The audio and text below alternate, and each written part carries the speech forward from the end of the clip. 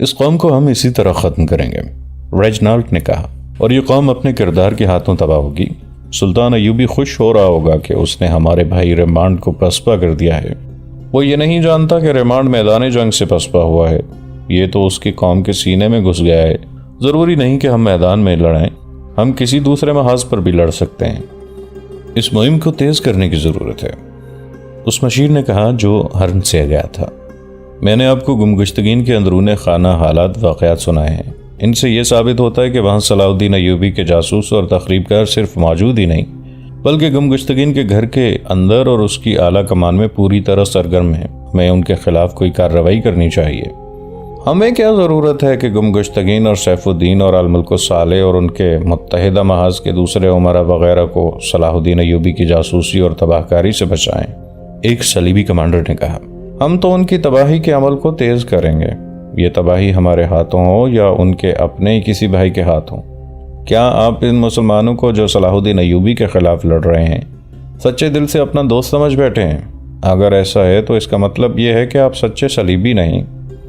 آپ شاید ابھی تک یہ نہیں سمجھے کہ ہماری دشمنی نور الدین زنگی کے ساتھ نہیں تھی، نہ ہی صلاح الدین ایوبی کے ساتھ ہے۔ اگر صلاح الدین ایوبی کبھی میرے سامنے آ گیا تو میں اس کا احترام کروں گا۔ وہ جنگجو ہے، میدان جنگ کا بادشاہ ہے، تیغ زن ہے۔ ہماری دشمنی اس مذہب کے خلاف ہے جسے اسلام کہتے ہیں۔ ہم ہر اس آدمی کے خلاف لڑیں گے جو اس مذہب کا دفاع کرے گا اور جو اسے فروغ دے گا۔ ہمارے اور صلاح الدین ایوبی کے مرنے کے بعد یہ جنگ ختم نہیں ہو جائے گی، اس لیے ہم مسلمانوں میں ایسی بری عادتیں پیدا کر رہے ہیں جو ان کی آئندہ نسلوں میں بھی منتقل ہوں گی۔ ہم ایسے طریقے اختیار کر رہے ہیں کہ مسلمان اپنی روایات کو بھول جائیں اور ہماری پیدا کردہ خوبیوں کے دلدادہ ہو جائیں۔ ہمیں ان کے اصل تہذیب و تمدن کو بگاڑنا ہے، ریمانڈ نے کہا۔ ہم اس دور میں زندہ نہیں ہوں گے، ہم دیکھ نہیں سکیں گے۔ میں پورے یقین سے کہتا ہوں کہ ہم نے کردار کی تباہ کاری کی مہم جاری رکھی تو وہ دور آئے گا کہ اسلام اگر زندہ رہا تو یہ اسلام کی بدروح ہوگی جو بھٹکتی پھرے گی۔ مسلمان نام کے مسلمان ہوں گے، ان کی کوئی آزاد اسلامی مملکت رہ بھی گئی تو وہ گناہوں اور بدی کا گھر ہوگی۔ یہودی اور عیسائی دانش مندوں نے اس قوم میں بدی کی محبت پیدا کر دی ہے۔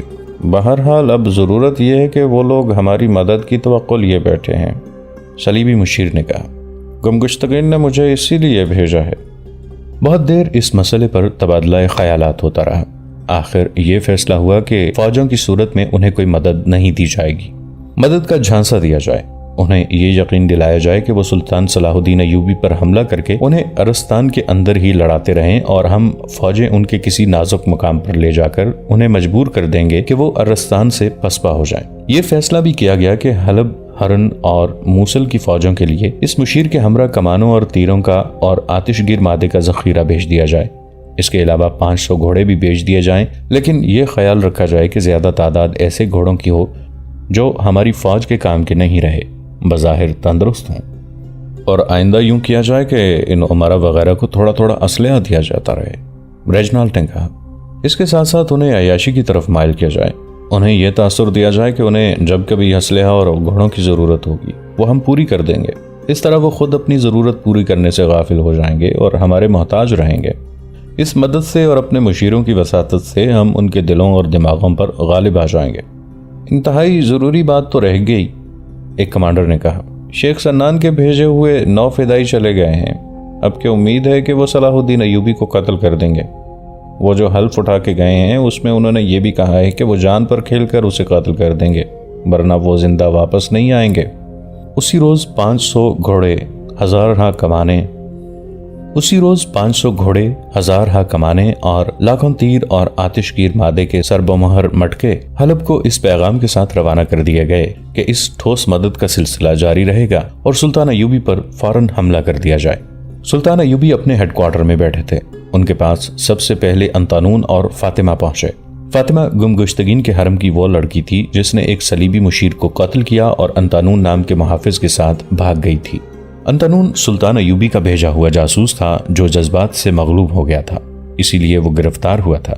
یہ تو سالار شمس الدین اور سالار شاد بخت کی بدولت تھا کہ اسے دھوکے سے بھگا دیا گیا تھا۔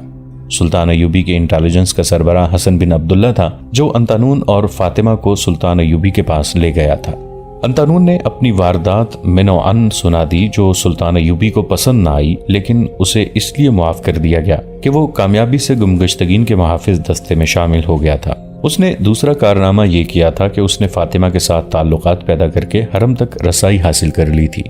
سلطان ایوبی نے انتانون کے متعلق حکم دیا کہ اسے فوج میں بھیج دیا جائے، کیونکہ جاسوسی کے نازک کام کے لیے اس کے جذبات پختہ نہیں ہیں۔ فاطمہ کو دمشق بھیج دینے کا حکم دیا گیا۔ میں انتانون کے ساتھ شادی کرنا چاہتی ہوں، فاطمہ نے کہا۔ ایسا ہی ہوگا، سلطان ایوبی نے کہا، لیکن شادی دمشق میں ہوگی۔ میدان جنگ شہادت کے لیے ہے، شادی کے لیے نہیں۔ سلطان محترم، انتانون نے کہا، میں نے آپ کو ناراض کیا ہے۔ میں اپنے لیے یہ سزا تجویز کرتا ہوں کہ میں جب تک سلطان کو خوش نہ کر لوں شادی نہیں کروں گا۔ اس نے فاطمہ سے کہا، تم سلطان کے حکم کے مطابق دمشق چلی جاؤ، وہاں تمہارے رہنے سہنے کا بہت اچھا انتظام ہے، تمہاری شادی میرے ساتھ ہی ہوگی۔ اس نے سلطان ایوبی سے کہا، میری یہ عرض مانی جائے کہ میں آپ کے کسی چھاپہ مار دستے میں شامل ہونا چاہتا ہوں، میں نے شب خون مارنے کی تربیت حاصل کر رکھی ہے۔ اسے ایک چھاپہ مار دستے میں بھیج دیا گیا۔ وہاں سے رخصت ہوتے وقت اس نے فاطمہ کی طرف دیکھا بھی نہیں۔ دوسرے دن جب فاطمہ کو دمشق بھیجا جانے لگا تو وہ لڑکیاں پہنچ گئیں جو الملک صالح نے گمگشتگین کو تحفے کے طور پر بھیجی تھی۔ ان کے ساتھ سالار شمس الدین اور شاد بخت کے بھیجے ہوئے 2 آدمی تھے۔ انہوں نے سلطان ایوبی کو بتایا کہ ہرن میں کیا ہو رہا ہے۔ انہیں معلوم نہیں تھا کہ دونوں سالاروں کو گرفتار کر لیا گیا ہے۔ لڑکیوں نے سلطان ایوبی کو اپنی کہانی سنائی۔ کیا آپ کو معلوم ہے کہ فلسطین کے مسلمان آپ کی راہ دیکھ رہے ہیں؟ ایک لڑکی نے کہا، وہاں کی لڑکیاں آپ کے گیت گاتی ہیں، مسجدوں میں آپ کی فتح کی دعائیں مانگی جاتی ہیں۔ اس نے پوری تفصیل سے سنایا کہ مقبوضہ علاقوں میں صلیبیوں نے مسلمانوں کا جینا حرام کر رکھا ہے اور ان کے لیے دنیا جہنم بنا ڈالی ہے۔ وہاں ہماری بچیوں کی نہیں، ہماری عظمت کی عصمت تری ہو رہی ہے۔ دوسری لڑکی نے کہا، میں تو یہ کہوں گی کہ قوم کی عظمت کی عصمت تری ہمارے اپنے حکمران کر رہے ہیں۔ ہمیں ان کے پاس تحفے کے طور پر بھیجا گیا، ہم نے انہیں خدا کے واسطے دیے اور بتایا کہ ہم ان کی بیٹیاں ہیں، مگر انہوں نے ایک نہ سنی۔ انہوں نے ہمیں ایک دوسرے کی طرف تحفے کے طور پر بھیجنا شروع کر دیا۔ فلسطین کے راستے میں بھی وہی حال ہیں، سلطان ایوبی نے کہا۔ میں گھر سے فلسطین پہنچنے کے لیے نکلا تھا، مگر میرے بھائی میرا راستہ روک کر کھڑے ہو گئے ہیں۔ تم اب محفوظ ہو۔ ایک لڑکی پہلے بھی یہاں آئی ہے، اسے دمشق بھیجا جا رہا ہے، تم بھی اسی کے ساتھ دمشق جا رہی ہو۔ ہم اپنی عصمت کا انتقام لینا چاہتی ہیں۔ ایک لڑکی نے کہا، ہمیں یہیں رکھا جائے اور ہمیں کوئی فرض سونپا جائے۔ اب ہم کسی حرم میں یا کسی گھر میں قید نہیں ہونا چاہتی۔ ابھی ہم زندہ ہیں، سلطان ایوبی نے کہا۔ تم دمشق چلی جاؤ، وہاں تمہیں کوئی قید نہیں کرے گا۔ وہاں لڑکیاں کئی اور طریقوں سے ہماری مدد کر رہی ہیں، وہاں تمہیں کوئی فرض سونپ دیا جائے گا۔ لڑکیوں کو رخصت کر کے سلطان ایوبی بے چینی سے ادھر ادھر ٹہلنے لگے۔ اس وقت حسن بن عبداللہ ان کے ساتھ تھا۔ سلطان ایوبی نے کہا، مصر سے ابھی کمک نہیں پہنچی، اگر تینوں فوجیں ہم پر حملے کے لیے آ گئیں تو ہمارے لیے مشکل پیدا ہو جائے گی۔ معلوم ہوتا ہے کہ دشمن کو معلوم نہیں کہ میرے پاس فوج کم ہے اور میں کمک کا انتظار کر رہا ہوں۔ اگر ان کی جگہ میں ہوتا تو میں فوراً حملہ کر دیتا اور دشمن کی کمک اور رسد کا راستہ روک لیتا۔ مصر سے کمک آ ہی رہی ہوگی، حسن بن عبداللہ نے کہا۔ محترم العادل، ایسے تو نہیں کہ وقت ضائع کریں، مجھے یہ بھی یقین ہے کہ دشمن نے ہماری کمک کا راستہ روکا ہوا نہیں۔ تمام مورخ لکھتے ہیں کہ اس موقع پر سلطان ایوبی بڑی نازک اور پرخطر صورتحال میں تھے۔ وہ مصر سے کمک کا انتظار کر رہے تھے۔ اگر اس وقت الملک صالح، سیف الدین اور گمگشتگین کی مشترکہ فوج ان پر حملہ کر دیتی تو انہیں آسانی سے شکست دی جا سکتی تھی، کیونکہ ان کے پاس فوج تھوڑی تھی۔ پہاڑی علاقے میں وہ صحرا کی چالیں نہیں چل سکتے تھے، لیکن ان کے دشمن نہ جانے کیا سوچتے رہے۔ صلیبی ان پر حملہ کرنے کی بجائے مسلمان امراء کو ان کے خلاف لڑانا چاہتے تھے۔ انہوں نے بھی نہ دیکھا کہ سلطان ایوبی مجبوری کی حالت میں بیٹھے اللہ سے دعائیں مانگ رہے ہیں کہ اس حالت میں دشمن ان پر حملہ نہ بول دے۔ وہ تو اس قابل بھی نہیں تھے کہ پانی کی اس ندی کی حفاظت کر سکتے جس سے ان کی فوج کے گھوڑے اور اونٹ پانی پیتے تھے۔ صلیبی یا ان کے مسلمان دشمن اگر عقل سے کام لیتے تو چھاپہ ماروں کے ذریعے ان کی کمک اور رسد کا راستہ روک سکتے تھے یا کمک کی رفتار سست کر سکتے تھے۔ سلطان ایوبی نے اس راستے کو گشتی چھاپہ ماروں کے ذریعے محفوظ رکھا ہوا تھا۔ قاضی بہاؤالدین شداد، جو اس وقت کے عینی شاہدین اور مبصر ہیں، اپنی یادداشتوں سلطان یوسف صلاح الدین ایوبی پر کیا افتاد پڑی میں لکھتے ہیں، اگر خدا انہیں یعنی دشمنوں کو فتح دینا چاہتا تو وہ سلطان ایوبی پر اس وقت حملہ کر دیتے، مگر خدا جسے ذلیل کرنا چاہتا ہے وہ ذلیل ہو کے رہتا ہے۔ انہوں نے سلطان ایوبی کو اتنا وقت دے دیا کہ مصر سے کمک پہنچ گئی۔ سلطان نے اسے اپنی فوج میں مدغم کر کے اپنی مورچہ بندی کو نئی ترتیب دے لی، اور حملے سے پہلے انہوں نے تمام گھوڑوں کو پانی بھی پلایا اور پانی کا ذخیرہ بھی کر لیا۔ سلطان ایوبی کی بے چینی کا یہ عالم تھا کہ رات کو سوتے بھی نہیں تھے۔ انہوں نے جہاں جہاں اپنی مختصر سی فوج مورچہ بند کر رکھی تھی وہاں جاتے، غور کرتے اور اپنی اسکیم کے مطابق یقین کر لیتے کہ ان کے یہ تھوڑے سے سپاہی دشمن کا حملہ روک لیں گے۔ قرون حمات میں جہاں ایک پہاڑی سینگوں کی طرح دو حصوں میں بڑھ جاتی تھی، انہوں نے دشمن کے لیے پھندا تیار کر رکھا تھا، مگر ان کا مسئلہ یہ تھا کہ اس جگہ اتنی تھوڑی سی نفری سے وہ صرف دفاعی جنگ لڑ سکتے تھے۔ جوابی حملہ جو جنگ کا پاسا پلٹنے کے لیے ضروری ہوتا ہے ممکن نظر نہیں آتا تھا۔ ان کے جاسوسوں نے انہیں یہ بھی بتا دیا کہ صلیبی کوشش کریں گے کہ مسلمان امراء کو سلطان ایوبی کے خلاف اس طرح لڑایا جائے کہ جنگ طول پکڑ جائے، تاکہ سلطان ایوبی پہاڑی علاقے سے باہر نہ نکل سکیں اور محصور ہو کر دفاعی جنگ لڑتے لڑتے ختم ہو جائے۔ ان کے جاسوس انہیں یہ نہیں بتا سکے تھے کہ 9 فدائی انہیں قتل کرنے کے لیے آ رہے ہیں۔ ان کی نظر اپنی جان پر نہیں، میدان جنگ پر تھی۔ انہوں نے دیکھ بھال کے لیے دور دور تک آدمی پھیلا رکھے تھے۔ اس سے دوسرے ہی دن ہرن سے سلطان ایوبی کا ایک جاسوس آیا جس نے اطلاع دی کہ سالار شمس الدین اور سالار شاد بخت کو قید خانے میں ڈال دیا گیا ہے، کیونکہ انہوں نے قاضی ابن الخاشب کو قتل کر دیا ہے۔ جاسوس کو قتل کی وجہ کا علم نہیں تھا۔ سلطان ایوبی کے چہرے کا رنگ بدل گیا۔ ان دونوں بھائیوں کے ساتھ انہوں نے بہت سی امیدیں وابستہ کر رکھی تھی۔ انہیں معلوم تھا کہ گمگشتگین کی فوج کی کمان ان دونوں کے ہاتھ ہوگی اور ان کی فوج لڑے بغیر تتر بتر کر دی جائے گی۔ جاسوس نے یہ اطلاع بھی دی کہ اب میدان جنگ میں فوج کی کمان گمگشتگین خود کرے گا، اور یہ بھی کہ وہ اپنی فوج مشترکہ کمان میں دے رہا ہے۔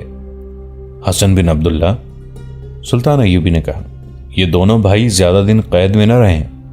اس آدمی سے معلوم کرو کہ ہرن میں اپنے کتنے آدمی ہیں اور کیا وہ ان دونوں سالاروں کو قید خانے سے فرار کرا سکتے ہیں۔ مجھے ڈر ہے کہ ان دونوں کو گمگشتگین قتل کرا دے گا۔ اسے پتہ چل گیا ہوگا کہ یہ دونوں سالار میرے جاسوس ہیں۔ میں انتظار نہیں کر سکتا کہ ہرن کو جا کر محاصرے میں لوں اور قلعہ سر کر کے انہیں رہا کراؤں۔ بیشتر اس کے کہ گمگشتگین کوئی اوچھا فیصلہ کر بیٹھے، انہیں اس کے قید خانے سے آزاد کراؤں۔ میں 2 سالاروں کے لیے اپنے 200 چھاپہ ماروں کو مروانے کے لیے تیار ہوں، اور ان میں اپنے آدمیوں کی کمی ہو تو یہاں سے چھاپہ مار بھیجو، بندوبست ہو جائے گا۔ حسن بن عبداللہ نے کہا۔ حلب چونکہ سلطان ایوبی کے مخالفین کا مرکز بن گیا تھا، اس لیے صلیبیوں نے جو تیر و کمان، آتش گیر مادے کے مٹکے اور گھوڑے مدد کے طور پر بھیجے تھے وہ حلب لے جائے گئے۔ حلب والوں میں صلیبیوں نے یہ خوبی بھی دیکھی تھی کہ انہوں نے سلطان ایوبی کے محاصرے کا مقابلہ بڑی ہی بے جگری سے کیا تھا۔ اس کے علاوہ حلب سلطنت کی گدی بھی بن گیا تھا۔ صلیبی مشیروں نے موصل میں سیف الدین کو اور ہرن میں گمگشتگین کو پیغام بھیجے کہ ان کی مشترکہ فوج کے لیے مدد آ گئی ہے اور وہ فوراً حلب میں آ جائیں۔ مورخین کے مطابق ان کی ملاقات حلب شہر سے باہر ایک ہرے بھرے مقام پر ہوئی، جہاں تینوں میں ایسا معاہدہ ہوا جو تحریر میں نہ لایا گیا۔ معاہدے کو آخری شکل صلیبی مشیروں نے دی۔ اس رات موصل کے قید خانے میں خطیب ابن المخدوم حسب معمول دیے کی روشنی میں بیٹھے قرآن پڑھ رہے تھے۔ ان کی بیٹی سائقہ اسی مکان کے ایک کمرے میں تھی جہاں اسے تھیلے میں ڈال کر لے جایا گیا تھا۔ جس باڈی گارڈ کو اس کے ساتھ پکڑا گیا تھا وہ دوسرے کمرے میں بند تھا۔ اس مکان میں ان میں سے صرف 2 آدمی تھے جو سائقہ اور باڈی گارڈ کو اٹھا لائے تھے۔ ان کے باقی ساتھی قید خانے کی دیوار کے ساتھ باہر کی طرف لگے کھڑے تھے۔ دیوار کا بالائی حصہ قلعے کی دیوار کی طرح تھا جس میں مورچے سے بنے ہوئے تھے۔ دیوار پر سنتری گھوم پھر رہے تھے۔ ان کی تعداد زیادہ نہیں تھی۔ وہ عہدیدار جس نے خطیب کو فرار کرانے کا وعدہ کیا تھا دیوار پر چلا گیا اور سنتریوں کو دیکھتا پھر رہا تھا۔ اس نے اس دیوار والے سنتری کو جس کے نیچے آدمی کھڑے تھے بلایا اور اسے اپنے ساتھ لے گیا۔ اس نے کوئی اشارہ کیا۔ نیچے چھپے ہوئے آدمیوں نے رسا اوپر پھینکا۔ رسے کا ایک سرا ایک مضبوط ڈنڈے کے درمیان میں بندھا ہوا تھا اور ڈنڈے پر کپڑے لپیٹ دیے گئے تھے تاکہ اوپر دیوار پر گر کر زیادہ آواز پیدا نہ کرے۔ ڈنڈا اوپر جا کر اٹک گیا۔ ایک تو اندھیرا تھا، دوسرا عہدیدار سنتری کو دور لے گیا تھا۔ 4 آدمی رسے کے ذریعے اوپر چڑھ گئے۔ یہی رسا اوپر کھینچ کر اندر کی طرف نیچے گرا دیا گیا۔ چاروں نے خنجر نکال کر اپنے اپنے منہ میں پکڑ لیے اور رسے سے نیچے اتر گئے۔ انہیں عہدیدار نے اندر کا نقشہ سمجھا رکھا تھا۔ اندر کچھ روشنی تھی، کہیں کہیں مشعلیں جل رہی تھیں۔ کوٹڑی کی ایک قطار کے آگے برآمدہ تھا جس میں ایک سنتری ٹہل رہا تھا۔ یہ چاروں چھپ گئے۔ سنتری ان کی طرف آیا تو ایک آدمی نے کہا، ادھر آنا بھائی۔ وہ جو ہی ادھر گیا 2 آدمیوں کی گرفت میں آ گیا۔ دل پر خنجر کے 2 وار کام کر گئے۔ چاروں آدمی چھپ چھپ کر آگے بڑھ رہے تھے۔ ایک خاصا آگے تھا، باقی 3 بکھر کر چھپتے چھپاتے اس کے پیچھے جا رہے تھے۔ وہ قید خانے کے اس حصے میں پہنچ گئے جو گولائی میں تھا۔ خطیب کی کوٹھڑی اسی حصے میں تھی۔ آگے جانے والا آدمی اس کوٹھڑی تک پہنچ گیا۔ خطیب نے دروازے کی طرف دیکھا۔ اس نے قرآن بند کیا اور اٹھ کر دروازے کی طرف آیا۔ اس آدمی کے ہاتھ میں بڑی سی ایک چابی تھی۔ یہ عہدے دار نے ایک لوہار سے بنوائی تھی۔ اسے قید خانے کی چابیوں سے پوری طرح واقفیت تھی۔ اس آدمی نے تالے میں چابی لگائی تو تالا کھل گیا۔ دوسرے لمحے خطیب کوٹھڑی سے باہر تھا۔ وہ واپس چل پڑے۔ دوڑتے قدموں کی آہٹ سنائی دی اور یہ آواز، ٹھہر جا، کون ہے؟ ادھر سے اسے کہا گیا، بھاگ کے آؤ دوست۔ یہ آواز اندھیرے سے ابری تھی۔ وہ جو ہی اس جگہ پہنچا ایک خنجر اس کے دل میں اتر گیا۔ وہ آگے کو جھکا تو اس کی پیٹھ کی طرف سے ایک اور خنجر اس کے دل تک جا پہنچا۔ خطیب کو رسے تک لے آئے۔ سب سے پہلے ایک آدمی اوپر چڑھا، پھر خطیب اوپر آیا۔ عہدیدار نے سنتری کو ابھی تک کہیں دور باتوں میں الجھا رکھا تھا۔ وہ سب اوپر آئے، پھر رسا کھینچ کر باہر کی طرف پھینکا اور سب نیچے اتر گئے۔ عہدیدار کو قید خانے کے باہر سے ایک گیدڑ کے بولنے کی آواز سنائی دی۔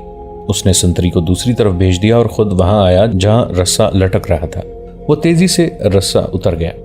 یہ سب اس مکان میں چلے گئے جہاں سائقہ اور باڈی گارڈ تھے۔ اپنے باپ کو دیکھ کر سائقہ کے جذبات بے قابو ہو گئے۔ جب صبح طلوع ہوئی تو موصل سے میلوں دور 4 گھوڑے جا رہے تھے۔